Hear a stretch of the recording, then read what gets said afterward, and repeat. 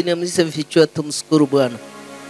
Baba, katika jina la Yesu mfalme wa mbinguni, ni wakati njema tumerudi kwako, tunakuabudu na kushuhudia, nasema wewe ni Bwana. Asante kwa ajili umekuwa mlisi mwema tangu tulipoachana Sunday ile mpaka Sunday hii tumefika, tunasema wewe ni Mbeneza. Asante kwa ajili umetulinda. Kristo, wewe ni mwema kwa kila jambo. Kwa ajili wewe ni unastahili kwa kila jambo. Sifa na shukrani sikurudie Baba. Tazama tumekucha machoni mwako, tunaenda kujifunza katika neno. Tunaomba usidi kuchenga misingi ndani yetu, na usidi kutuinua katika roho, na usidi kutubariki tutokapo tuingiapo mahali hapa. Kumbuka wale wote walio wagonjwa kati yetu ukawaponye, walio na vita ukasimamishe vita ya Shetani, walio katika safari wafunike na damu yako, walio katika wagonjwa hospitali na manyumba na gerezani wakumbuke, waliopoteza wapendo wao Baba wafariji. Naomba Kristo ukatamaraki kati yetu Baba, ukatufungue mioyo yetu tusidi kukuita usiku na mchana. Tunajua kwamba wewe ndio kimbilio na kiongozi katika maisha yetu. Asante kwa ajili ya dakika hii Baba. Sifa na shukrani sikurudie. Tunaombea wara wako ingiwa wabariki na wakumbuke mahali wako. Vita na utatanisi katika kazi yako Baba ondoa. Roho ya mfurutano katika kazi yako Baba ondoa. Magonjwa nao kumba watu wako wasiendelee katika njia zako Baba ondolee. Na kuhitaji kwa ajili ya wale wanafunzi wanaenda kufanya mtihani wa grade wa 6 na 9 na form 4. Naomba Kristo na waachilia mikononi mwako, uwainue na walinde mpaka wamalize vyema. Utatanisi na vita na usingizi kwa uondolee. Magonjwa yote yanaweza kuandamana yapate kushindwa. Utatanisi wa Shetani wakati wa mtihani uondolee. Naombea neema, wafarijiwe na wainuliwe katika mtihani wao. Asante kwa kila jambo umetenda mfalme. Asante kwa ajili umetupatia wazuri Baba. Tunakuabudu na kukushuhudia kwa ajili wewe ni Bwana. Mimi ni chombo, waende kanitumikie Baba. Nikienda kupeana neno lako liwe la kuchenga na kufungua wengi Baba. Nahitaji nguvu zako ndani yangu. Utatanisi wa Shetani ukondoe. Kaachilia nguvu zako Baba, ukatende makubwa ndani yangu. Na wapendwa waachilie malaika 12 wawasingire. Kila usingizi wa Shetani ukondoe kati yao. Baba wa mbinguni, uonekane kabla sijaonekana. Katika jina la Yesu safi takatifu nimeomba nikiamini.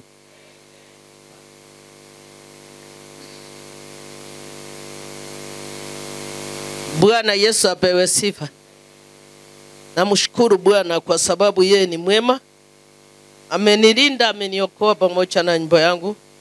Ndio kwa sababu namuinua siku ya leo. Bwana Yesu apewe sifa. Ni wengi walikuwa wanatarajia kufika wakati wa leo lakini hawajafika. Lakini ni kwa ajili ya mapenzi na neema ya Bwana. Kwa hivyo turudi katika maandiko ya Methali 24. Tuende kujifunza juu ya methali. Methali ni maneno ambayo iliandikwa na Sulemani kwa wana wa Israeli. Maandiko yananiambia Sulemani alikuwa mwenye hekima na maarifa na busara. Katika hii kitabu uelezea mengi sana. Kwa hivyo wale wataoshika neno lake la Bwana katika hekima na busara na maarifa ndio wataenda katika safari bila kujikwasa. Ni kwa nini hii methali iliandikwa? Iliandikwa kwa sababu wale wanaomwamini Yesu Kristo wapata kulizingatia na kutenda yali yake. Bwana Yesu apewe sifa. Niwapatie methali moja ya kwamba usimunyang'anye maskini kwa kuwa ni maskini. Kwa hivyo usinyang'anye mwenzako kwa sababu ana nguvu ama uwezo wa kupeleka mbele. Kwa sababu wewe uko na uwezo, unaweza kumfanyia chochote kumdhulumu. Hayo mambo yalinenwa na Sulemani, mfalme Sulemani. Kwa hivyo hii kitabu aliandika kwa ajili ya wana wa Israeli wapate kuyafahamu na kuyatambua yaliyo mema mbele ya Bwana. Usinyang'anye maskini kwa sababu yeye ni maskini. Usimdhulumu kwa sababu unaona hajiwezi. Bwana Yesu apewe sifa.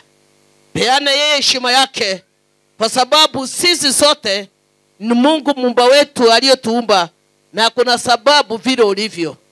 Bwana Yesu apewe sifa. Bwana inuliwe. Kwa hivyo usimdhulumu wala kumnyang'anya maskini wala kumdharau, kumdhulumu yule aliye mnyonge katika maisha yake. Hiyo ni methali ambayo mfalme Sulemani alitumia kuandikia wana wa Israeli ili wapate kufahamu yaliyo mema mbele ya macho ya Bwana na wachitenge na maovu, ili wapate kumtumikia huyu Yesu Kristo katika roho ya upendo na haki na ukweli. Turudi katika maandiko ya Methali 24 kuanzia mstari wa kwanza kuelekea mpaka wa 10. Maandiko yatuambia hivi: usiwaonee wivu watu waovu, wala usitamani kuwa pamoja nao. Sulemani mfalme akawaonya wana wa Israeli katika andiko aliyoandikia ya kwamba wasiwaonee wivu watu walio waovu, wale wasitamani kuwa pamoja nao. Bwana Yesu apewe sifa. Sulemani alikuwa anamaanisha nini wakati alikuwa anaelezea ama wakati aliandika hii methali kwa wana wa Israeli? Asikaa na watu wa wivu, na wale walio wivu usiwaonee, wale walio waovu usiwaonee wivu, kwa sababu ni wakati wao. Uwezi ukachua wameweka kwa ajili ya wakati. Uwezi ukachua wako mahali pale kwa ajili ya mtaka kitu. Uwezi ukachua wako mahali pale kwa ajili ya wakati wa maangamizo. Lakini neno latuambia hivi ya kwamba usionee wivu watu waovu, wala usitamani kukua pamoja nao, kwa sababu hao watu wanaweza kupoteza katika njia ya utakatifu. Hao watu waovu wanaweza kukuelekeza katika moto wa jehanamu, kwa sababu ujui lengo lao wakiwa katika ulimwengu wa dhambi. Lengo lao, kwa sababu Shetani yako katika mbio, anatafuta wafuasi ili wapate kuenda yao jehanamu. Kwa hivyo ukiona watu kama hao, ni kuomba tu kwa Mwenyezi Bwana, lakini usiwaonee wivu wala usikae pamoja nao.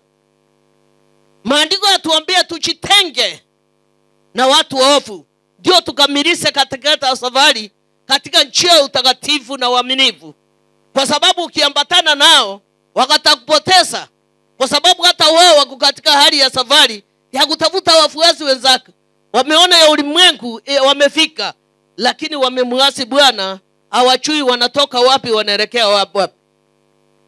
Kwa hivyo nawaambia kwamba maandiko yatuambia ya kwamba katika Agano Jipya kuna wale wamewekwa kwa ajili ya wakati wa maangamizo. Kwa hivyo uwezi ukawatambua, lakini maandiko Sulemani akaonya ya kwamba wasiwaonee wivu wale walio waovu, wale usikae pamoja nao, kwa sababu utaega ile mitindo yao, utakaa katika ile njia wanaoenda, ili mwisho kuja kupotea. Kwa hivyo ukae chonjo Mkristo, umwabudu Bwana ya kwamba utamwabudu tena. Ukae katika Kristo, ukae katika neno. Uinue Yesu Kristo utokapo ingiapo katika nyumba yako. Kila mahali unaenda uonekane barua iliyo njema inaweza kusomeka. Usiye mtu wa kubadilika kama kinyonga. Kwa kanisani unamwamini, kwa kila mtaa unamwasi. Kwa kanisani unamwamini, kwa kule kasini unatenda maovu. Mwamini Bwana ya kwamba utamwamini tena. Haleluya. Bwana Yesu apewe sifa. Ya mstari ya pili yatuambia kwa maana moyo wao ufikiria dhuluma na midomo yao uongea madhara. Unaona vile maandiko yatuambia kwa wale watu waovu, moyo wao ufikiria dhuluma na midomo yao uongea madhara. Hakuna wakati wataongea mema. Hata uwalishe, uwafalishe, uogeze, uwafalishe soksi, hakuna wakati watasema ya kwamba wewe ni mzuri. Napenda kusema ya kwamba kumbwa utaisaidia katika siku 2 ikukumbuke miaka 3. Lakini mwanadamu anaweza kumsaidia maishani mwaka miaka 3 4 akusahau kwa siku moja. Haleluya. Ni uongo ama ni ukweli? Kwa hivyo utakosana naye siku moja, hataona mahali umemtoa, ataona lile kosa. Hata kumbuka mahali mmetoka, atakumbuka ile kosa ilikuwa ya dakika. Na kuteresa sio kuanguka. Haleluya. Bwana Yesu apewe sifa. Ndio naona Sulemani akaambia wana wa Israeli ya kwamba wao kwa maana mioyo yao ufikiria dhuluma na midomo yao uongea madhara. ulimuita aje, hawezi akasema ulimulisha. Bwana Yesu apewe sifa. Utakaa naye umulishe, umsaidie ndugu yako, msomeze, akimaliza shule anasema hata ulikuwa unamsumbua, hata kumbuka ile gharama, lakini ataona kosa moja aliyotenda. Bwana Yesu apewe sifa.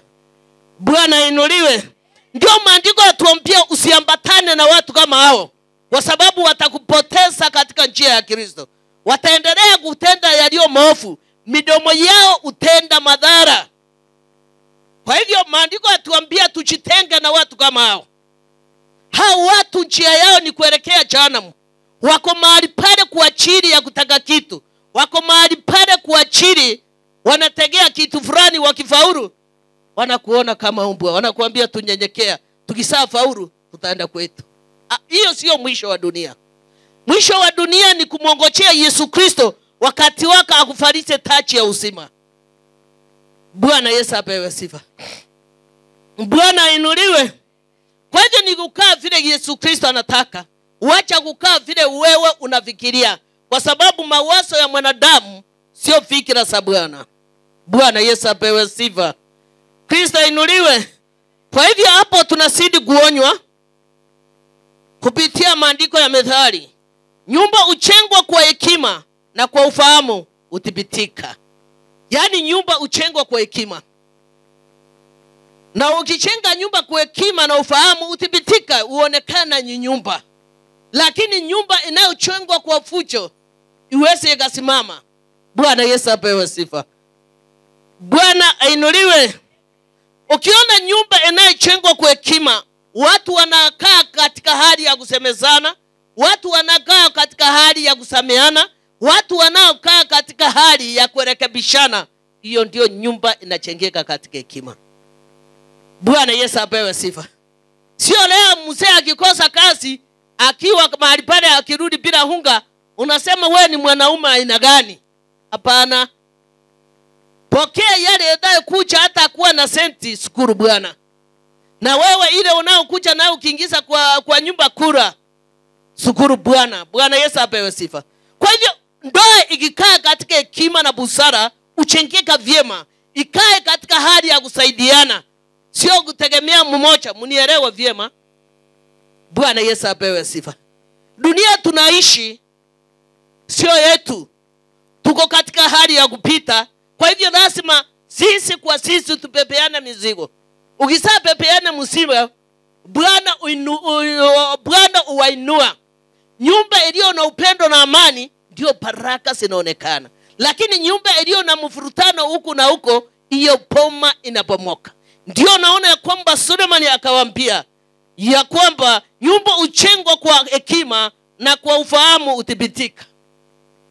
Hata ukilala njaa mtu hawezi akajua kama umelala njaa.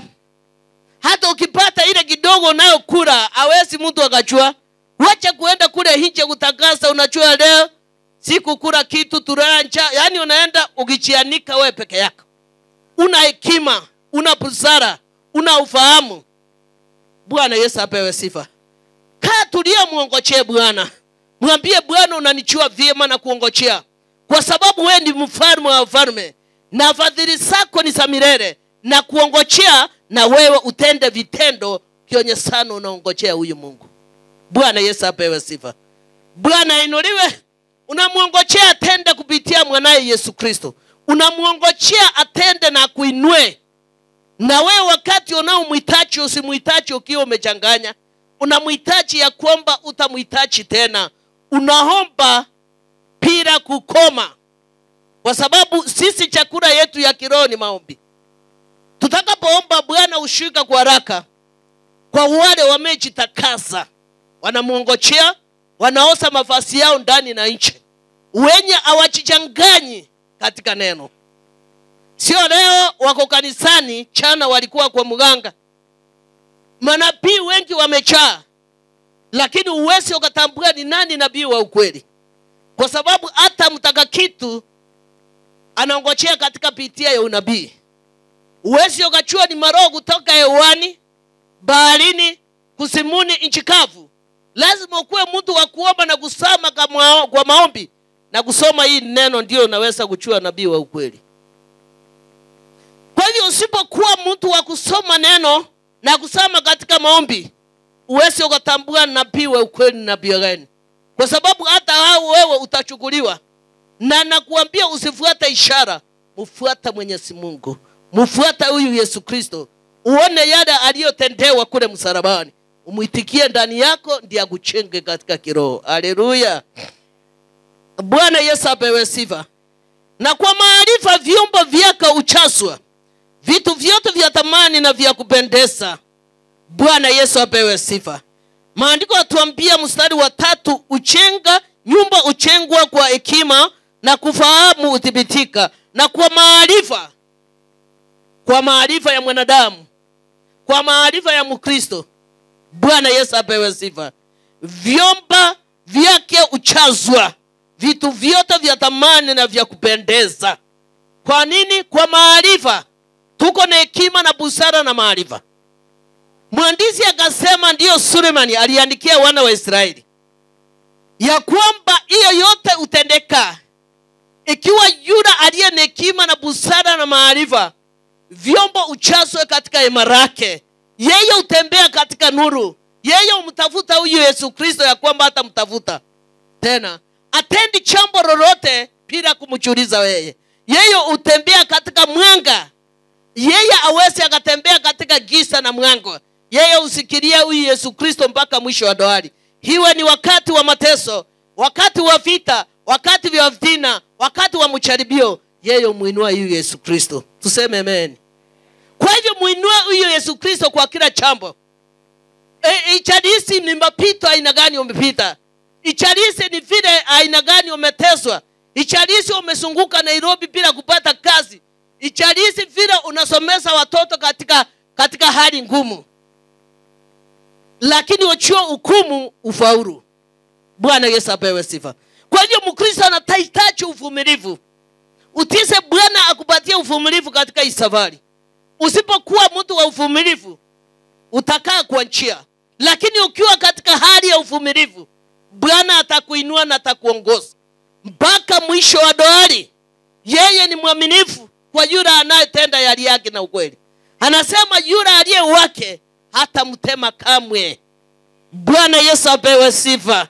Ndio kwa sababu maandiko yatuambia kwamba na kwa ufahamu uthibitika na kwa maarifa vyomba vyake uchazwa, vitu vyote vya thamani na vya kupendeza. Bwana Yesu apewe sifa. Yule aliye na hekima na maarifa, yule anayekaa katika neno, nyumba yako uchazwa na vitu ya kupendezwa. Haleluya. Yule anayekaa vile Yesu Kristo anataka. Hata ukipita mahali miba hiko, iweze ikakudunga. Wewe unaokaa ya kwamba utakaa. Mimi wakati Yesu Kristo alinituma mlimani, wakati nilipookoka, tulienda mahali paka katika hali ya macharibio. Mahali pale tulikutana na vitu hiyo sio ubaya mahali tunaomba. Lakini sauti inasema hapo ndio nataka muombe. Mvumilie vile Ayubu alivumilia. Tuliomba yuko tukichukua masaa 9 kuomba. Lakini tulipotoka mahali pale tulichaswa na Roho Mtakatifu wa Yesu. Kuna Roho Mtakatifu, kuna Roho mchafu na kuna Roho Mtakatifu. Hao watu utawatofautisha wakati utakuwa na neno ndani yako. Kama usomi neno uweze ukatambua aliye ya ukweli. Roho Mtakatifu anafanya ache kazi kwa mwanadamu aliyemwamini. Roho Mtakatifu ni mtu aina gani? Roho Mtakatifu ni mtu aina gani? Ni roho aina gani inayotembelea watu? Wako mahali pale kwa ajili ya sababu, lakini hawako mahali pale kwa ajili ya kumwabudu Bwana. Wacha tumwabudu huyu Yesu Kristo, ya kwamba hatutamwabudu tena. Tumtafute yeye, ndiye atafungua milango na madirisha ya baraka. Ukimsikilia yeye na ukinena katika yeye, yeye atakupigania vita. Utamuona huyo Yesu Kristo kwa macho na watu watasangaa, watapaki vinywa yao vikiwa wazi. Haleluya. Bwana Yesu apewe sifa. Kwa hivyo Mkristo lazima uchengeke katika hekima na maarifa na busara. Ambie Bwana akuchenge, akutenge na maovu, ili usije ukambatana na wale wanaotenda maovu. Kwa sababu maandiko yatuambia midomo yao inatunga madhara. Bwana Yesu apewe sifa. Kila mahali wanaenda wanashuhudia uongo, Kila mahali wanaenda wanafanya maovu, hawezi watenda yaliyo mema kwa sababu Shetani yako kati yao, anataka apate kufanya nini? Kufanya kazi ndani yao.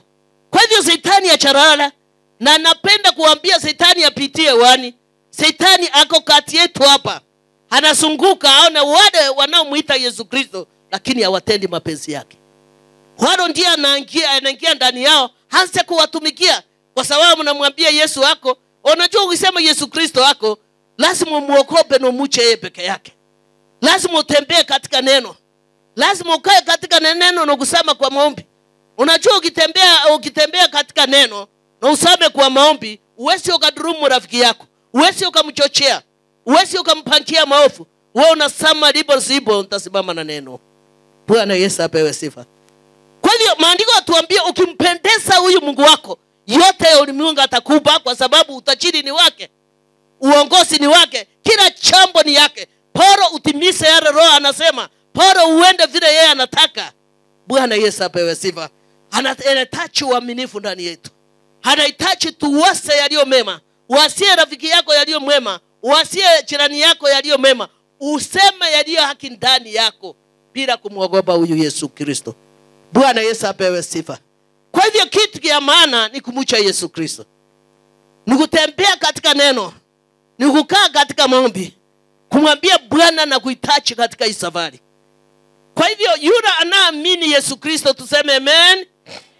Kwa hivyo ukitembea katika neno na ukikaa katika neno, ukisema katika maombi, hakuna jambo lisiyowezekana mbele ya Bwana. Kila unaona ni kisito, Yesu anaweza. Yeye ukucha wakati ufaao, harakisi wala kuchelewa katika kazi yake. Kwa sababu alisema nitaenda nitawachia Roho Mtakatifu atawatawale, na yule ataamini ataipokea na kutenda sasa hata milele. Bwana Yesu apewe sifa. Kwa hivyo hakuna jambo lililosito katika safari ya Yesu. Ikiwa wewe unamwamini na kutenda yale yake, ikiwa wewe unafuata sheria zake, Bwana Yesu apewe sifa. Kwa hivyo wacha Yesu Kristo akuwa muamurizi wako. Usicho ukajiamulia kitu, umwambie Bwana yote ulionipea ni yako. Sasa nahitaji ukue mpangilio. Unipatie hekima na busara na uerevu. Kila mahali naenda uonekane nisionekane mimi. Haleluya. Bwana Yesu apewe sifa. Mstari wa 5 yatuambia mtu mwenye hekima ana nguvu. Maana mtu wa maarifa huongeza uwezo. Mtu mwenye maandiko yatuambia mtu mwenye hekima ana nguvu. Na mtu mwenye maarifa ongeza uwezo.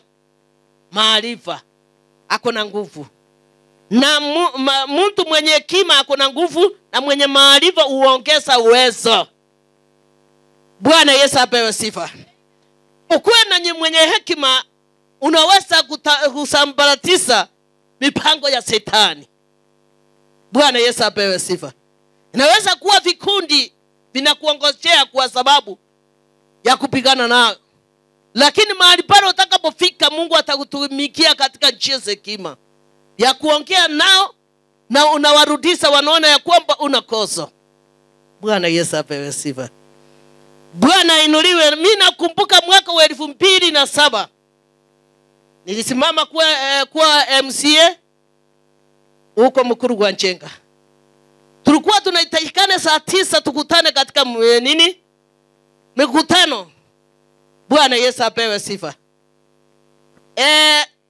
Nilipoamuka ngaona sasa masaa imefika, nikatoka tukutane na wenzangu. Nilipofika na kuambia kwamba hekima usaidia.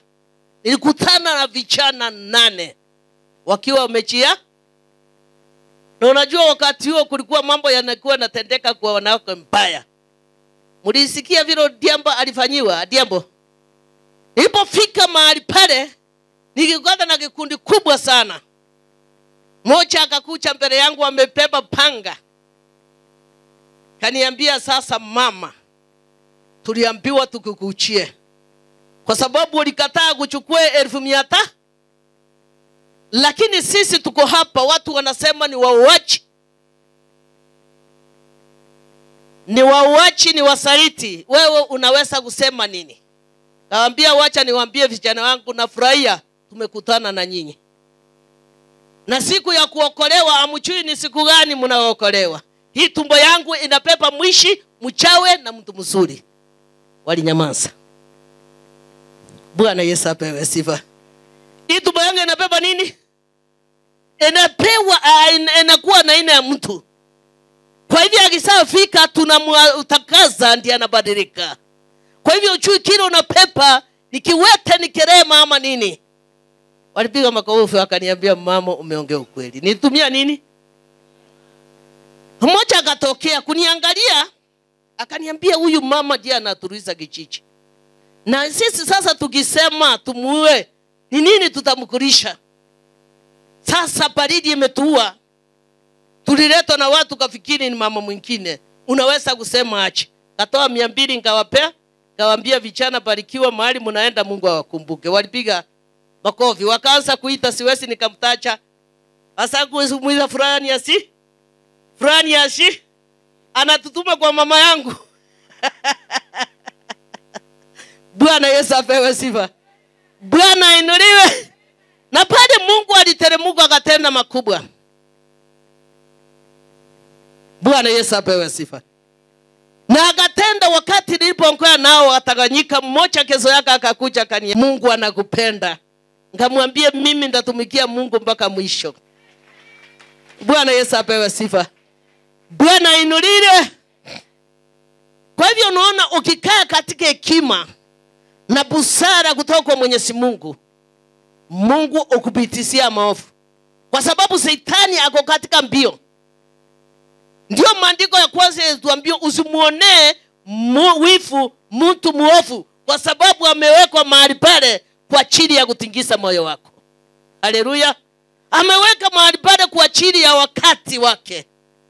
Kwa hivyo tunakubali kucharibiwa. Ikiwa mwana wa Mungu alijaribiwa, wewe nani usiyowekwa katika majaribio? Lazima upite kwa chuma onekane. Lazima upite kwa moto onekane. Wewe ni chuma aina gani? Bwana Yesu apewe sifa. Bwana inuliwe. Ni ile inayowaka haraka na kuisha ama ni ile inachukua muda? Kwa hivyo usiogope kucharibiwa. Usiogope kutenda yaliyo haki. Usiogope kusimama na Yesu Kristo kwa sababu yote alikupitisa. Bwana Yesu apewe sifa.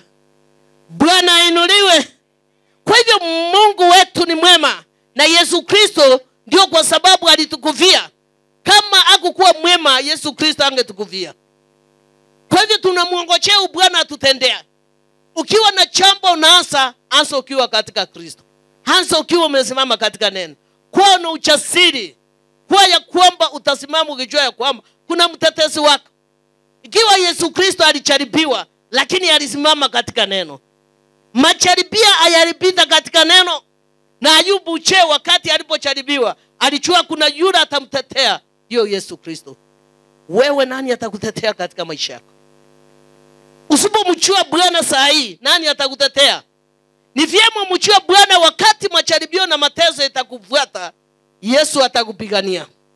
Kwa sababu yeye utakuwa na silaha haina gani bila Yesu ndani yako ni kazi ya bure. Haleluya. Bwana Yesu apewe sifa. Kwa hivyo ni vyema na kuwa na Yesu ndani yako. Kutembea na yeye kwa usiku hata mchana. Bwana Yesu apewe sifa. Kristo inuliwe. Uwe na Yesu ndani yako. Ndio utaibiwa siri ya Shetani. Ndio utajua Shetani vile anatembea kwa wanadamu. Ukiwa na Yesu ndio unajua ya kwamba wapi utakanyaga. Siku hizi watu wanaukurana kinyama. Watu wanauana. Hao ndio watu tunasema watenda maovu. Anaua lakini hajui kesho itakuwa aje. Hajui kifo na uhai iko mikononi mwa Bwana. Haleluya. Wacha mtetezi wako akwe Yesu Kristo. Wakati Shetani ataka kukupangia maovu atasimama pamoja nawe. Hatakutetea mpaka mwisho wa dahari. Wengi wanasema tuko na maroya. Sijasoma roya ni mbaya. Wengi wanasema tuko na pesa tunaweza kujitetea kule kotini. Lakini wacha Yesu aupili neno ndani yako. Wakati unaenda kuonekana mahali pale, onekana huyu Yesu Kristo peke yake. Haleluya. Wakati nilipokuwa na mchango wa msichana wangu wa kwanza kwenda ng'ambo, tulipohamia kule Machakos, Josga, mmoja aliniambia hapa mahali tunaishi hatufanyi mchango wa watoto wa kwenda kusoma, tunafanya mchango wa kifo na magonjwa. Shetani ashindwe. Bwana Yesu apewe sifa. Na mwenye alinielezea hivi ni msichana mdogo sana, alikuwa za saluni hapo karibu. Akaniambia hapa, mama usiharibu wakati kupeana kadi. Hapa watu wanachangia, na wakati tulipoingia hiyo mdhaa, watu walikuwa wanakufa na kansa sana. Kuna chambo mmoja mama mmoja alisudia jana, alipokuja karibu na kasi yangu jana, aliniambia kuna kitu nimegundua hapa mahali tunaishi Josga. Nikamwambia ni kitu aina gani? Akaniambia kuna wale watu waliingia hapa na mvua ikaanza kunyesha. Haleluya. Hakukuja direct, alikuja na njia nyingine. Nikamwambia hapo wacha Mungu apewe sifa. Akaniambia mimi nilikaa hapa wakati mwingi sana, mvua inanyesha. Lakini kuna wale walikuja na mvua ikanyesha. Bwana Yesu apewe sifa. Bwana inuliwe. Msichana akaniambia wanachangia kifo na magonjwa, lakini hawachangia harusi na watoto kwenda kusoma. Na hiyo mtoa watoto hao kuwa wanasoma. Mtoto akifika 7 anaacha shule, akifika form 1 anashindwa anaacha. Na hiyo spiriti ilikuwa imeshika watu wengi hao kuwa wanasomeza watoto. Lakini saa hii namshukuru Bwana kwa sababu wanasomesa watoto wanaenda university. Bwana Yesu apewe sifa. Niliambia huyu msichana ya kwamba sikia nikwambie, imani mko nayo ni ndogo, na lazima mtoke kuhakisha mumchue huyo Bwana. Hatuko mahali hapa kwa ajili ya wakati, tuko mahali hapa kwa ajili ya kutakasa injili ya Bwana. Haleluya. Bwana Yesu apewe sifa. Akaniambia haya jaribu tu. Nikamwambia sio kujaribu, naenda kwa imani. Nikaenda nikatoa kadi, nikapeana siku moja, nipeane area kama hii hivi mpaka Komido. Nikaacha nikakurudi jioni, wakanitia kati nikapata ni 17,000. Tupigie Kristo makofi. Nilirudi kwake nikatoa ushuhuda. Kamwambia nimesitoa hapa, najua watoto watasoma. Haleluya. Kwa hivyo hiyo spirit zinatupa kansa, magonjwa mbalimbali, watoto wasisome, wanaishi katika bangi, tunaikanyaga in the name of Jesus. Tunajua kwamba watoto lazima wafunguliwe. Mungu wetu anataka watu waerevu, hawataki watu wachinga, kwa sababu uerevu ni wake. Ndio kwa sababu unaona Sulemani aliandika methali akasema watu wakuwe na hekima na busara na uerevu. Bwana Yesu apewe sifa. Kwa hiyo ngawaambia sisi watu wa Mungu sio wajinga. Sisi ni watu tunatazama mbele. Tunaona ni chambo gani inaweza kutufanya tuiniwe na Yesu Kristo. Ukitaka kutenda yaliyo mazuri, jua kwamba umechechengea mema. Bwana Yesu apewe sifa. Kwa hivyo Yesu wetu ni mwaminifu, na yeye hucha wakati ufaro. Anaweza kutuma mahali ukae, acha kutuma kwa vitina. Amekutuma ili ukomboe wale walio katika hiyo nchi. Bwana Yesu apewe sifa. Kristo inuliwe. Wacha tutombee wa Kristo katika neno. Ili neno litatufungua. Ili neno litachenga wokovu wetu. Ili neno litakupatia hekima na busara vile unaongea na jirani yako. Unajua kuna watu hawajui kukaa na majirani. Mtu anafunga nyumba, anapata jirani kwa njia karibu kumgonga kwa kiuno. Yaani anapita na kama gari ya miraa. Labda anaona huyu mtu hawezi akamsaidia hata akiwa na shida. Ni mtu hawezi akafanya chochote. Lakini maandiko nasikia imetuambia 23 aje, usimdharau mtu maskini kwa sababu yeye ni maskini. Haleluya. Ndio kwa sababu napenda kuongea kila wakati, pea kila mtu heshima yake. Kwa sababu yule aliyekuumba ndio alimuumba. Kwa hivyo achachelewa kuinuliwa. Mungu ukucha wakati ufaro. Harakisi wala kuchelewa. Akija kukubariki au kubariki kwa dakika. Hakija kukuinua atakuinua kuweka katika kiti ya mfalme. Bwana Yesu apewe sifa. Bwana inuliwe. Kwa hivyo maandiko yatuambia kwamba mali yote ni yake. Kitu kizuri ni yake.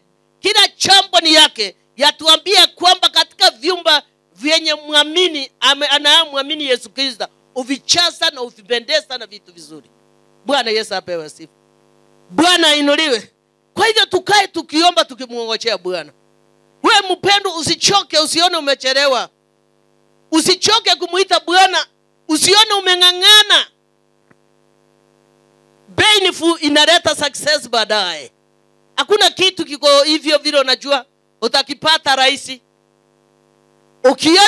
Ukiona mtu mtumishi wa Bwana achaamuka na kuota na kuanza kuhubiri. Bwana Yesu apewe sifa. Mimi najua kwamba wakati nilituma mkuru wa jengani nilistakiwa kwa chief. Ngaambiwa kuna kasichana, sio msijana. Kuna kasichana ni kama kalimaliza form 4, kana tusumbua kwa mtaa. Kanaomba, kana kusanyita watu, na mimi si kuwa na kusanyita watu. Bwana Yesu apewe sifa. Nilistakiwa kwenda mahali pale, lakini tulikutana na yule alikuwa amemchua Bwana. Ni mrefi lakini alimkuwa anamuogopa Bwana. Bwana Yesu apewe sifa. Wakati tulipokutana na chifu alikuwa Mumeru, akaniangalia. Kaniambia, we dado unaweza kusema aje? Ngamwambia mimi hakuna chambo nasema, Mungu atachibu kwa niaba yangu. Bwana Yesu apewe sifa. Bwana inuliwe. Unajua wenye kustaki miungu yao ilikuwa imelala. Miungu yao ilikuwa inafanya kazi. Kwa sababu wangekuwa na uwezo, wangenihamisa mahali pale, lakini hawakuwa na uwezo. Bwana Yesu apewe sifa. Sasa chifu alipoangalia akawaambia, wacheni naye afanya mtumikie Bwana. Akaniambia, wewe umetoka pande gani? Nikamwambia nimetoka pande ya Kisii. Bwana Yesu apewe sifa. Bwana inuliwe. Akauliza, huyu amekuja kupiga kelele kwa manyumba saa? Hapana. Ni vile tunaona tu watu wanaingia, anapoteza watu. Akamwambia, na wapoteza watu wa njia gani? Mbona mjasema yule amefungua grabu anapoteza familia kwa sababu zimetawanyika? Anifurahisha sana hata akiwa alikuwa mrefu. Bwana Yesu apewe sifa. Kwa sababu wakati nilipoletewa barua, mimi nilipiga makoti ngamwambia, ulisema unaweza kunituma kwa mbwa mwitu. Sasa wewe ujitetee. Mbele yangu unaonekana ukiwa Mungu. Haleluya. Nilipofika mahali pale, Mungu akaonekana akiwa Mungu. Wacha niende pendo ya Meru Tigania. Niona yale sijawahi kuona. Kaambia Mungu, nikikufia mahali hapa nitakuwa jua ya wewe uko unaongoza. Unajua wale walikuwa wanakuja kimwili, lakini walipofika mahali pale kanisani, Mungu aliwasambatatisha. Walikaa wakatulia, wakasikiliza neno. Tumpigie Yesu makofi. Tunasema tujengeke katika hekima na busara na uerevu. Usiwe chokawa mtu wa kurukaruka. Usichokawa mtu wa kupapaishwa za yote. Kuwa mtu uchasiri kama shimba. Mwambie Bwana, kama unataka nitumikie, nipatie hekima. Bwana Yesu apewe sifa. Niongoze vile wewe unataka mimi nikue. Bwana Yesu apewe sifa. Usisikie ya kwamba jirani amekosea mtoto wako, unaenda na fucho, unataka kupigana naye. Yaani mapigo yako itasaidia. Lakini kuongea katika upendo na kuombea katika upendo ni hekima na busara, italeta amani katika hiyo suluhisho. Bwana Yesu apewe sifa. Kwa hivyo tutembea katika Yesu na nuru. Haleluya. Kwa hivyo tuende katika mstari wa 6, atuambia, maana kwa masauri ya akili utafanya vita. Katika masauri ya akili tu utapigana vita. Umeingia mahali watu walikuwa wanapigana, wanapepana banga, lakini utakaposimama huko, banga sinatulia, unaongea jambo moja tu, hekima na busara. Wanaacha kupigana, wanaleta amani. Lakini ikiwa wewe umetembelea dada yako, rafiki yako, ndugu yako, jirani yako, unaacha vita, ujue wewe una roho ya Mungu. Kuna yule anaweza kuingia katika nyumba yako, akitoka mahali huko, mvurutano mbaya sana. Ukiingia hata mzee huko, naambiwa wewe ni mzee, umekuja hii saa ngapi? Ujue ya kwamba kuna mjadilio liku. Kuna mtu amekuja kuvuruga, na Shetani apitii kwa hewa. Shetani anapitia kwa mwanadamu. Last week niliwaambia siku hizi rafiki ndiye adui mkubwa. Kwa sababu yeye anapepeleza vile mnakaa. Na wewe kwa chini unachua rafiki, unamwambia mzee wangu ataenda kununua samba kule Mombasa. Mzee wangu anapandishwa cheo. Unaona vile unamwambia, unachua yeye ni rafiki. Kumbe ni rafiki adui. Hakikusanya haya yote, anaenda wanakaa katika ile kikao ya giza. Wanasambaratisha mzee wako, unangojea apandishwe cheo, inakosa. Unaongojea ile pesa ujui vile naenda, inapotea. Sasa mzee anabaki hivi. Haya mzee anasema hii pesa nilikuwa inakuwa na kisirani ya aina gani? Ni kisirani ya aina gani hii na nilikuwa nimepanga? Kumbe wewe umetoa siri katika nyumba yako. Umepeana mwito, anaenda na kurarua siri zako. Wewe unasema ni rafiki. Na wapenda kuambia wapendo, wacha rafiki yako akuwe Mungu na nyumba yako. Bwana Yesu apewe sifa. Ni kwa nini nasema hivi? Marafiki siku hizi ni maadui. Avatari yule adui anakuambia leo nitakuja kwako na kukunyonga. Lakini rafiki ukimuona unamwambia yote. Lakini adui unaficha usimwambie. Bwana Yesu apewe sifa. Na baada mkikosana na huyo rafiki anakuanika. Bwana Yesu apewe sifa. Kwa hivyo sisi wa Kristo tujue vile tunaweza kukaa na marafiki. Mnielewa sana, sijawaambia mtenge marafiki. Sijawaambia mtenge marafiki. Lakini kaa na yeye na hekima na busara na maarifa. Ambia Bwana akuambie, akupatie hekima. Vile unaweza kukaa na yeye, sio kila mambo unamwambia mingi. Hata mkikosana mzee akikoa namwambia usiku asubuhi mzee alikoa mbaya. Bwana Yesu apewe sifa. Unaona nani anachituba? Na siku hizi Delila ni wengi. Bwana Yesu apewe sifa. Delila wanabekuwa wengi. Wako mahali pale kwa ajili ya mtaka kitu. Hawako mahali pale kwa ajili ya kutengeneza familia. Wako mahali pale wakinyonya ule mzee kiza wanae. Ni uongo ama ni kweli? Lakini ole wao yule anao plani kufanya hivyo. Kwa sababu dunia hii tuko katika hali ya kupita. Tusikane mikono, tuinuane.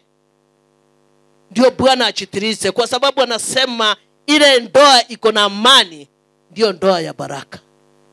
Sio ndoa ya kuenda hivi na hivi. Mzee akienda kule kazini watoto wanalia njaa, anasema nilikuwa na madeni mingi. Madeni ulilipa school fees. Wazee tuko. Sijui kama school fees mnalipa kwa kazi. Bwana Yesu apewe sifa. Na mama akienda kibarua anasema nimekatwa pesa fulani na hiyo hujakatwa. Hiyo pesa unapeleka wapi? Sio vibaya kusaidia nyumbani kwenu. Lakini hebu mkosana na msee aende huko. Unaongojea mwezi mmoja ya pili unaambiwa kwa nini umetoka mahali umeolewa. Ni uongo wa mama tuko. Kwa nini umetoka kwako? Hata kumbuka ulikuwa unamsaidia. Anaona ya kwamba unaenda kumnyang'anya saa? Na hiyo adui anaanzia hapo. Bwana Yesu apewe sifa. Ni vyema sisi tumeokoka tuwe na hekima na busara na urefu. Tuambie Bwana atupatie macho ya kiroho. Tujue si jinsi tunakaa na majirani na nyumba zetu. Bwana Yesu apewe sifa. Tusikae kwa ajili ya wakati, tukae kwa ajili ya kumtukuza Bwana. Kaa kwa ajili ya kumtukuza Bwana. Kaa na upendo na familia yako. Kama umeamua kaa na upendo na familia yako. Share pamoja, muone vile Mungu atawainua. Bwana Yesu apewe sifa. Bwana inuliwe. Mimi mama wangu wa kiroho alikuwa anaitwa Sara. Bwana Yesu apewe sifa. Tulipokutana na yeye sikuwa nimeolewa. Nikamwambia nataka uniambie mikakati wakati wa kuolewa nitakaa aje katika ndoa. Huyo mama nashukuru alinielezea na akanifunza. Na mafunzo yake ndio nasika mpaka wa leo. Bwana inuliwe. Bwana Yesu apewe sifa. Lakini ninyi mnaogopa kuuliza masauli. Badala ya kuuliza masauli mnatembea kwa wachawi, kwa waganga, kwa manabii wa uongo, wanaenda kuwapatia wasauli. Paka mnaleta mnyamaziza, mkuche kunyamaziza wazee jameni. Bwana Yesu apewe sifa. Mmoja alipewa nyamazisa, haende kunyamazisa mzee akiwa kazini. Alipofika kazini, alifanya vile yule aliyomwambia mganga. Akaweka ile dawa, akatoka. Unajua na mganga kwa biashara. Bwana Yesu apewe sifa. Wakati alipotoka kufika kwake saa 11 ya asubuhi, mzee ndio yeye na gunia na nguo. Ameruka nyamaziza. Umenyamaziza. Wewe ukitaka kutumia kama anakula 10,000 zote, yani yeye anakaa njaa, yeye atalipa nyumba nini? Yeye atafaa vizuri aonekana ni mzee wako. Unataka kaa kama chokora? Yani ni yeye alikuwa ameambiwa na mganga ya kwamba kuweka atakuwa akitumia pesa yote. Tutoe ujinga kwa akili yetu. Wana wa Israeli walitolewa ujinga na kiambazi. Wewe ukiokoka toani ujinga, piga hesabu. Yeye amekuambia enda kwa mzee wako mpelekee nyamaziza. Hata kipata msara na kupatia yote. Na kitembea kwa njia kikanyaga ndizi ya wenyewe, sio utasikia amechomwa. Utakuja kulia baadaye. Mama alipofika saa 1 kwa nyumba kulala akasikia fulani fungua. Alipofungua akapata ni mzee. Akamwambia msichana wa fulani, sasa nimekuja tukae pamoja naye. Kuingia nafikiri anakaa kwa kiti, akaingia chini ya gita. Nyamazisa wanawake. Shetani unachua apitu kwa hewa. Mimi nawaambianga, kabla uchafanya yote, fikiria mara ngapi? Fikiria mara 2. Ima waida nyamazisa. Unapewa hata chifu unaambiwa ni nyamaziza jameni. Unapoteza mwelekeo. Na ukimpatia kama angekucha mdunga kiso si angemuua. Kuna vitu vingine tutoke katika hali isiyofaa, tumrudie Bwana. Aliingia kule ndiye anaenda choo. Na huyu mwanamke ndiye anatoa choo. Alichoa mwezi mmoja akatoroka kwao na watoto. Huyo mzee akabeba nguo na gunia mpaka kwao. Nirudishia watoto wangu. Mshiba wa kustakia mwenyewe una nini? Wanawake tuko. Kwa nini wasea mtafuti nyinyi nyamazisa? Baadaye nyamazisa mnatafuta ndogo ndogo. Ukitafuta ndogo ndogo unatoka chuara kwake unaishia nyumbani. Baada ya kutesa mwanamke miaka 10 sasa unaenda kumuuliza. Unaenda kuita watoto wako wakati mwanamke amefanya vibarua amesomeza watoto. Sasa ndio unaenda kumwi. Kwa hivyo tuangalie pande zote. Mungu anataka tukae na upendo. Penda familia yako vile umejipenda mwenyewe. Waambia Bwana nataka uvumilivu na utakatifu. Nataka tukae na amani. Hii Shetani anaingia anaanza kupanda magugu kati yetu. Mzee alipepa hiyo gunia mpaka kwao. Mwisho huyo mama alitokelekea masambani kukaa yuko na kuacha mzee. Lakini Mungu alimsaidia mzee akapo. Yeye ndiye anahangaika na watoto. Nataka tuelewane. Wakristo tuelewane. Usitolewe na uchafu katika Ukristo wa Bwana. Usiambie kuna kitu yanaweza kubadilisha mume ama mke. Ni neno la Bwana na kusimama katika neno. Na kumuombea. Wambui alinifurahisha, alisimama na bwana wake akimuombea. Alikuwa na rara katika mgombo wa ndizi. Akimfukuza na panga anarudi anamuombea.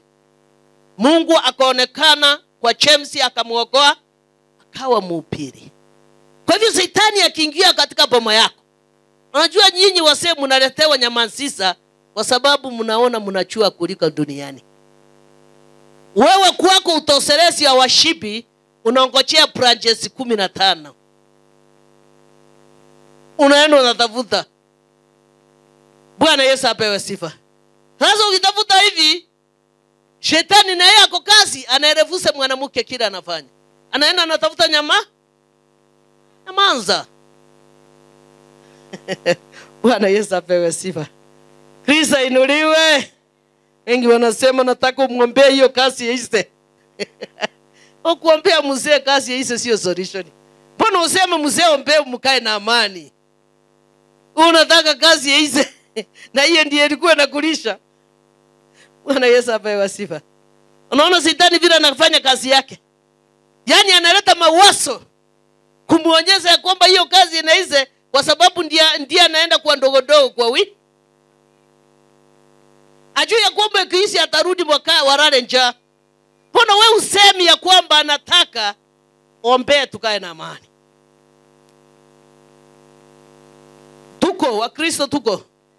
Tuombe Bwana atuongoze ili tuweze kutenda yaliyo haki na mema machoni mwake. Ili tutende yaliyo haki. Bwana Yesu apewe sifa. Shetani anafurahia wakati boma inakuwa na uchanja mingi.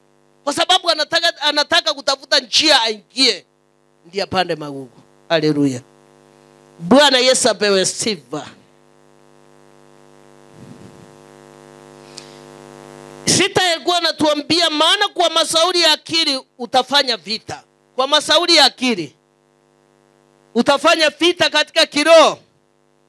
Na kwa wingi wa sauli ucha wokovu. Bwana Yesu apewe sifa. Neno hilo Bwana ameanzisha ndani yako. Atakuinua usiku na mchana. Yeye atatenda mema. Yeye atachitiriza katika wokovu wako. Vita ikiwa mingi atasimamisha.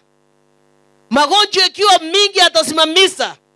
Uchache ikiwa mingi kwa mwanaume katika maombi yako ya bushara na maarifa, uchanje itaisha. Haleluya. Bwana Yesu apewe sifa.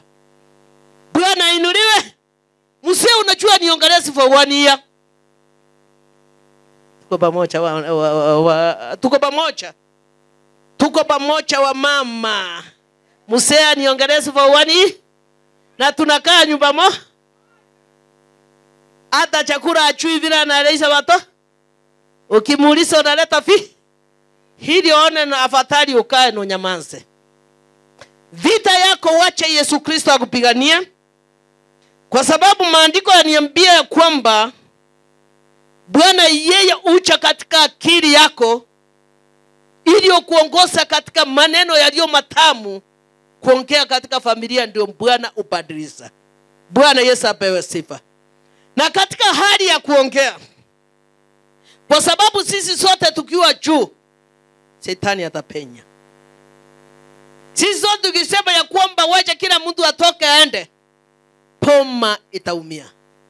Ni watoto wataumia ama ni nani? Watoto hawana hatia, lakini katika hali ya masoelo ya Roho Mtakatifu na jinsi vile utamwendea Bwana, pigana vita. Haleluya. Bwana Yesu apewe sifa. Na baadaye Bwana ukomboa, mtu ufunguliwa macho uone koza. Bwana Yesu apewe sifa.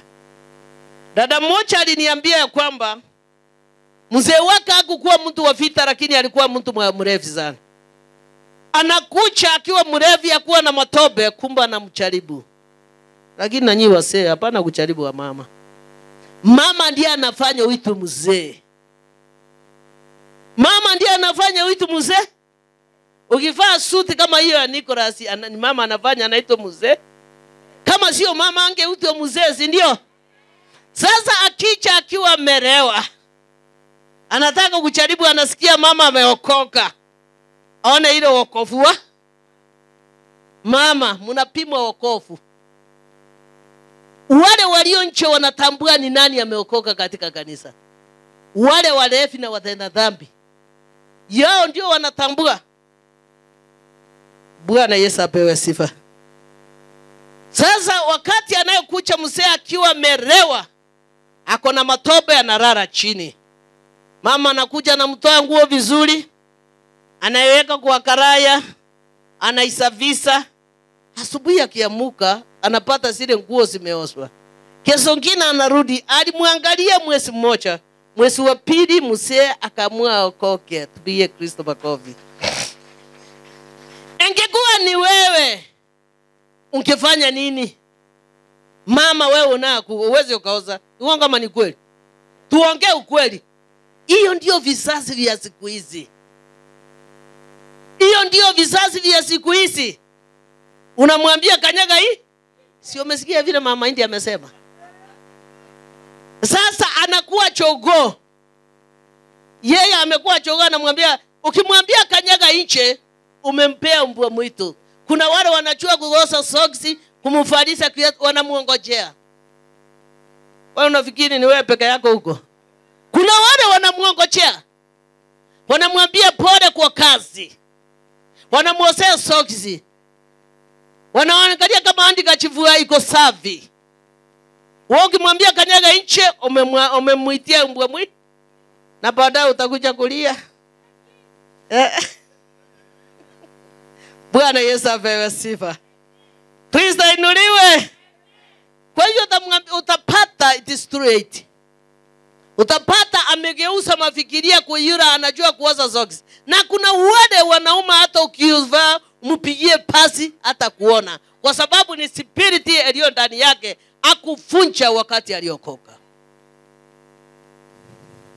Kuna Shetani anaingilia katikati na kuna damu ya ukoo inasumbua wengi.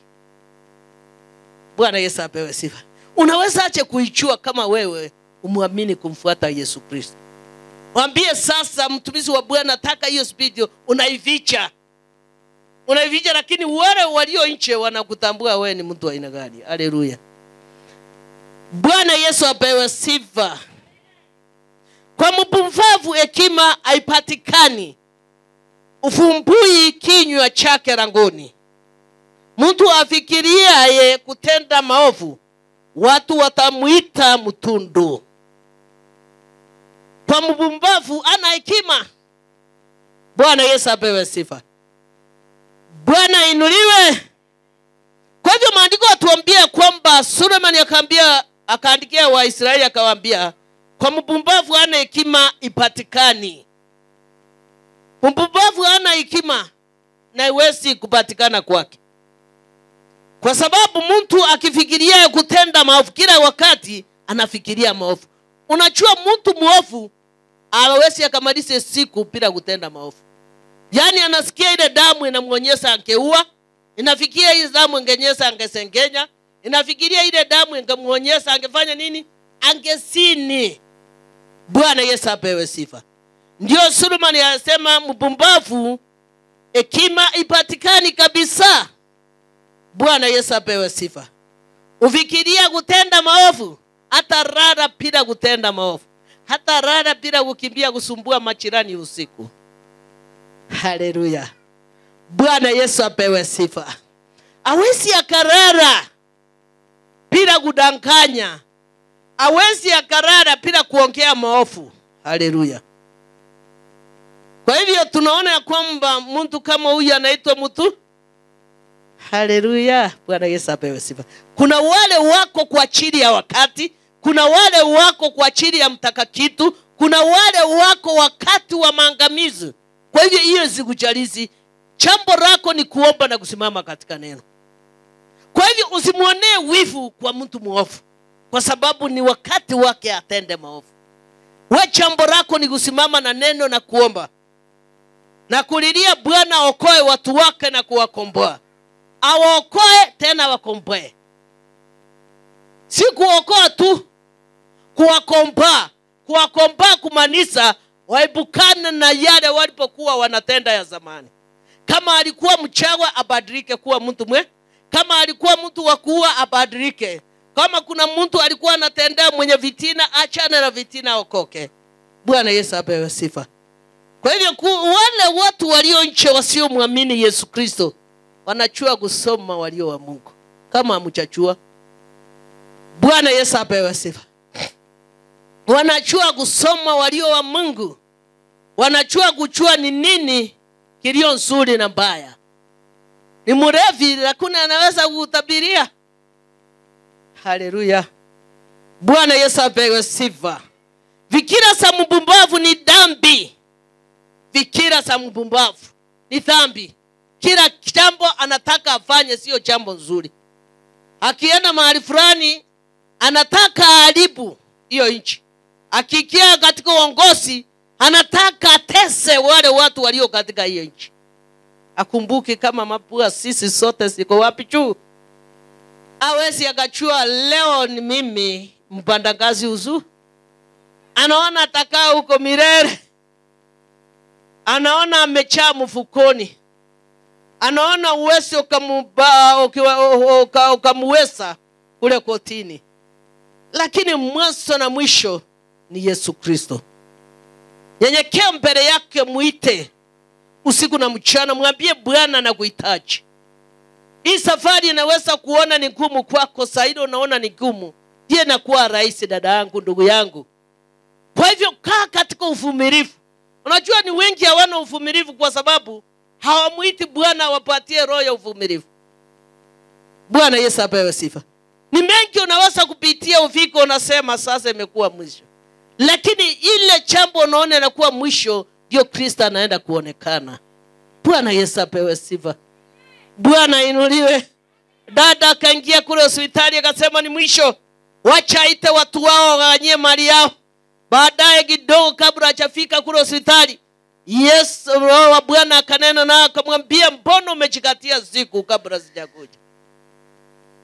Unangoja kuwa nabii ndio muongee na Bwana? Matendo yako mema Bwana anaweza kuonekana na njia nyingine. Matendo yako mema Bwana anaweza kukuinua mahali ulikuwa juu. Kwa matendo yako mema Bwana anaweza kutambarasiza wale waliokuwa wanaungana kukumaliza. Bwana Yesu apewe sifa.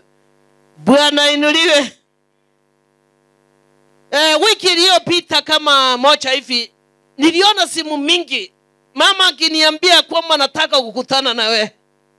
Nilipochukuza kukutana na yeye, ngana akona pampasa juu yangu, na mimi sipapasiki kwa mwanadamu. Nilicheka tu, akapita akapiga saa nyingine, akaambia mtoto chukua. Siku ya huyo mama anaongea nini?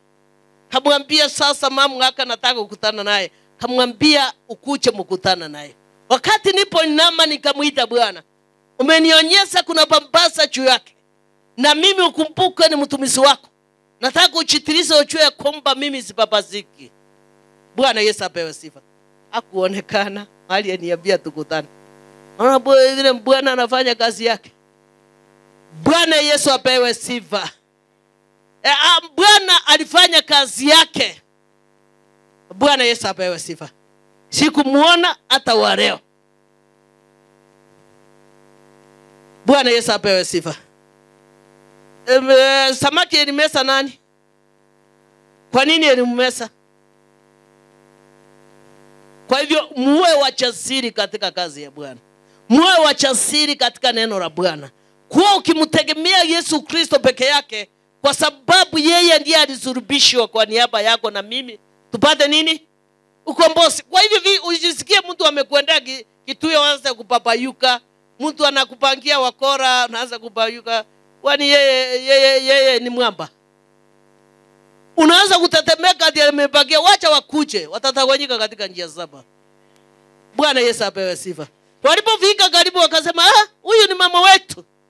Anatuletea chakula kule mtaani, tunakula na tunashiba. Huyu msensi anasema tumuue, ashindwe. Sasa hiyo waliokoka. Bwana Yesu apewe sifa. Pia Mungu akuchase na hekima na busara katika safari. Hekima na busara, utapigana vita. Usichokatumie mikono yako kwa vita. Ambie Bwana, ukiongea hivi tu maadui wanatawanyika. Bwana Yesu apewe sifa. Amenisumbua wiki mzima, ngamwambia basi tukutane mahali fulani. Hakuonekana. Kwa sababu kila alikuwa amepanga, Mungu hakuwa amenipangia kule. Bwana Yesu apewe sifa. Bwana inuliko. Wapa kasareo mimi sijawahi kumuona. Kwa sababu ile lengo alikuwa nayo ni lengo mbaya kuja kwangu. Walipomsulubisha huyu Yesu Kristo, walifikiri wameshinda. Lakini injili iliendelea mbele. Na kuambia injili lazima ikiendelea. Itaendelea ikiwa wewe umeokoka. Hata maadui wachipanga aje, injili ya Bwana lazima iendelee. Injili ya Bwana rasmi endelee, hata wakijipanga ache. Wakimalize wanazaliwa. Haleluya. Kwa hivyo tunaona ya kwamba fikira za mpumbavu ni dhambi. Hakuna kitu anakuambia kizuri. Noepukane nao, na ukae na hekima na maarifa. Uweze ukapata hekima ikuwe muombi Bwana. Bwana Yesu apewe sifa. Na mwenye msaada uwachukisa watu.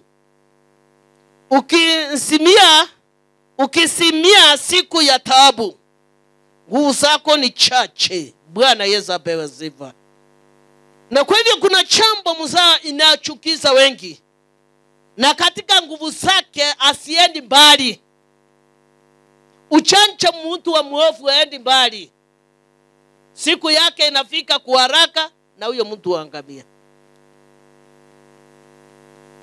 Mchane mmoja alikuwa mahali fulani. Alisumbuliwa sana, akipanda mandizi inatolewa yote kwa sababu wanachua hana nguvu. Watu wanaingia, amefuga hizi umbwa. Lakini hawachali, wanamdhuruma, wanatoa mimea, matunda kwa samba.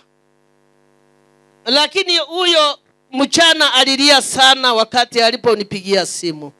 Akaniambia sina amani mahali hapa tangu mzee alipoenda. Usikubali machozi ya mchana kwa ndame. Bwana Yesu apewe sifa. Ukitaka ubarikiwe usikubali. Bwana Yesu apewe sifa. Kwa hivyo ukitaka baraka usikubali machozi yako. Nikamwambia unalia kwa nini? Akaniambia ile matunda yamechukuliwa kwangu ilikuwa tegemeo. Watoto wamefukuzwa. Sina kitu ya kuambia, wengine anafanya form 4, mwingine anafanya grade 6. Sasa ile nilikuwa tegemea imefanya nini? Nikamwambia amini Bwana. Lakini watakuheshimu. Alipotoka mahali pale, hao watu wakaenda mahali pengine. Wakaenda tu kufanya nini? Tena kuharibu vitu. Kilio ya mchana ilimwangamizia hapo. Kupande katika kule kungoa, kumbe kulikuwa na simo. Na mvua ilikuwa mingi. Alianguka ndani akaaga. Kilio mchana ilifika ama kujivika? Ilifika. Lakini siku hizi watu wanaona ni kawaida.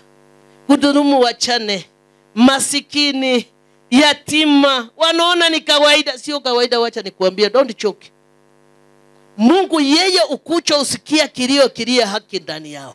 Kilio ya nataka mwenielewa. Kilio yake kwa mwenye ayako mchane na yatima. Kilio ya haki. Hakumaliza mwezi, walienda boma nyingine kwenda kuharibu. Kumbe kule chini kulikuwa na simo ilikuwa imechimbwa. Kulikuwa mmejaa maji. Alitoka juu akaanguka chini na akakaa siku 3 akitafutwa. Akaacha akapata amekucha juu na maji na amekufa. Kwa hivyo kuna kilio ya mtu anaweza kukupeleka kumalizie Bungoma. Kuna kilio ya mtu mwenye haki anaweza kukupeleka yatima mchane mwenye haki. Nielewe. Mwenye kilio chake kinaweza kukupeleka mbali. Inaweza kukupeleka hata Sudani kumalizie wakati wa vita. Wewe unachugambo unachua unasema yule ana kitu hata nifanyia. Mimi naweza kumngonga na nimuue na nimulipe. Unaweza kumulipa wewe unaenda wapi? Bwana Yesu apewe sifa. Elishia hapo. Ulienda ukagusa mahali uguswe. Mungu akakupeleka mbele akakumalizia hapo. Badala ungekufia kwa huyu mchana, wasema ulikuwa na mpango wa kando na yeye ukamuua. Aya nani anakumalizia wapi? Unajua angekufia haka wangesema aje? Watu walimuingilia wakamuua. Lakini ameenda kumalizia mbali, ndiye bukane na lawamu. Tafakari hayo. Kwa hivyo mwanadamu unaokoka kabla hujafanya kitu, fikiria ngapi? Wewe unaomcha Mungu kabla hujatendea mwenzako ama jirani yako maovu, fikiria kwanza unaelekea wapi? Tujue yote yaliyo katika ulimwengu ni Baba ametupatia. Hakuna jambo tunayojivuna naye isipokuwa kumpokea huyu Yesu Kristo.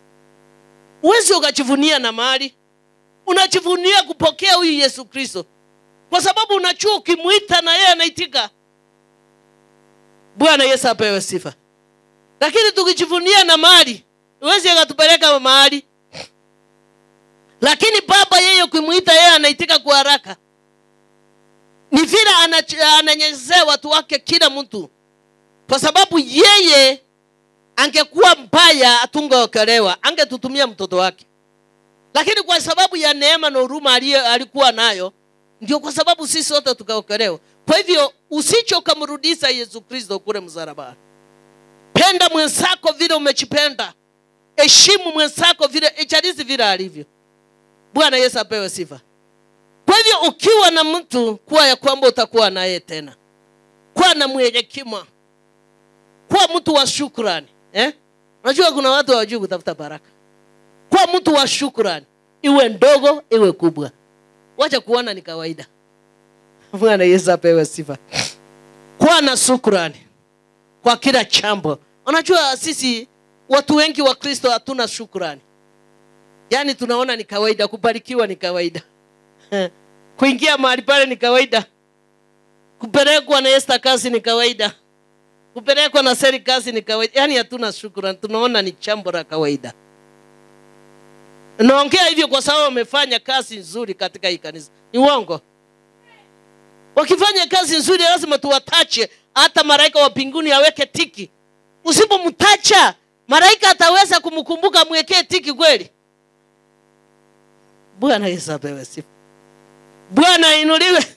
Kwa shukrani, kuwa na shukrani. Watu mchue kutafuta baraka. Mchue kukaa siku mingi. Usiku mingi kukaa siku mwingi ni kuchitenga na maovu. Ni kuheshimu walio wanyonge mbele yako, sio kujiinua mbele yake. Bwana Yesu apewe sifa. Jua vile unashua kuepukana na laana. Unaepukana na laana kumdhulumu mchane yatima na maskini. Kumuingilia kwa sababu yeye ni maskini hawezi. Kumustaka kwa sababu kumuonea. Ukitaka Bwana akubariki hizi maisha mema, kuwa mtu usiosaulika, mtu wa shukrani, mtu wa kunyenyekea. Hata ukipita hapa uwezi ukaonekana wewe ni mtu aina gani. 1995 nilikutana na tajiri mmoja, alikuwa amechenga magorofa kule South B. Alikuwa magorofa kule, lakini mkutana na yeye wewe ukajua ni tajiri. Ni mtu mnyenyekevu, very humble. Lakini uache wewe inuliwe kidogo. Sema unajua Tom wewe naweza kupiga na tena nikuli. Unaniambia nini? Kama ni chakula napata, kana watoto nimesomesa. Unamwambia utampiga tena umuli? Kuwa mtu mnyenyekevu bwana. Kujua kutafuta baraka. Jua kusema asante, kuwa mtu wa shukrani. Iwe ndogo iwe kubwa. Mtoto akitoka shule akifika kwa nyumba shukuru Bwana, usione ni kawaida. Kwa sababu amepita katika njia mingi, safari refu amefika. Kuona vile amefika hivi unasema ni asante. Kweli Mungu umetutoa mbali. Kwa sababu mimi na nyumba yangu nimepata kibali machoni mwako. Kipokea kibali, mtukuze Bwana. Kwa kama yule ndugu alisema ndio, Mheshimiwa umenijengea nyumba. Kumbuka kuna wale hawana nyumba pia. Huyo mtu ni mtu mwenye upendo. Ndio wewe umejengea na shukuru. Lakini ukumbuke kuna wale wengine hawa. Bwana Yesu apewe sifa. Tuwe na shukrani. Sijui kwa sababu kwa nini roho inarudia hiyo. Tuwe na shukrani. Iwe ndogo, iwe katikati, iwe kubwa, kuwa na shukrani kwa kila jambo. Nafurahia kuna mwanafunzi hapa akifanya mtihani ananiambia niombe. Sitaki kusema ni nani. Akimaliza ni wakati wa kuomba akipasi, anashukuru. Anasema uliniombea na nimepasi, nashukuru. Mungu akuweke miaka mingi. Na mimi nasema amen. Na wewe uinuliwe, Mungu akukumbuke. Usilemewe kupata school fees ya kuendelea. Kila kianza ararabu amukapo, Hawezi akaingia katika ile mtihani kabla achaandika message kadogo kana kubalikwa, kwa sababu mkitafuta huyu Bishop Esther ni ngumu kumupata. Message is enough. Bwana, yani uongo. Kuna wale wananitafuta wanaona ni kama hataki kuchukua simu yenu. Sio sitaki, ile kazi niko nayo ni mingi. Sasa kunipata ukiwa niko katika online ya maombi. Bwana Yesu apewe sifa. Sisi watumishi wa Bwana tuko na kazi mingi ya kuombea. Kuombea nchi yetu ya Kenya, kuombea ulimwengu yote mzima. Bwana Yesu apewe sifa. Kama sasa kuna kazi ya kuombea wanafunzi, lakini kuna mwanafunzi niliona kuna vita yetu, tutamuombea hapa. Huyo roho yangu inampenda sana. Na Mungu anajua ni kwa nini aliyempea nimuombee. Bwana Yesu apewe sifa. Kwa hivyo ukiona jambo inayokuja, Mungu ako na sababu. Watumishi wa Bwana wanalala masaa machache wakuombea roho zenu. Ninyi mnalala masaa ngapi mkiwaombea? Anasema wanalala 8 hours. Kwa hiyo hata mwana wa Mungu akirudi usiku wa manane, ataukuta uko wapi? Mimi maombieni asiwakute mko kwa baridi. Awakute mnamtafuta yeye, ya kwamba mtafuta tena. Sina mengi na hili neno, wacha likae ndani yenu na liwafunze jambo. Bwana awabariki. Baby Jesus, baby Jesus, I love you, I love you. You are my savior, you are my savior. Every day, mtoto nakupenda, nakupenda. You are my savior, you are my savior. Every day, mtoto nakupenda, nakupenda. You are my savior, you are my savior. Every day, Philippians 4:4 says, rejoice in the Lord always, and again I say rejoice. My name is Michelle Nema and I have a song. Open the eyes of my heart, Lord. Open the eyes of my heart, Lord. I want to see you. I want to see you, Lord. Sing it holy, holy. Sing it holy.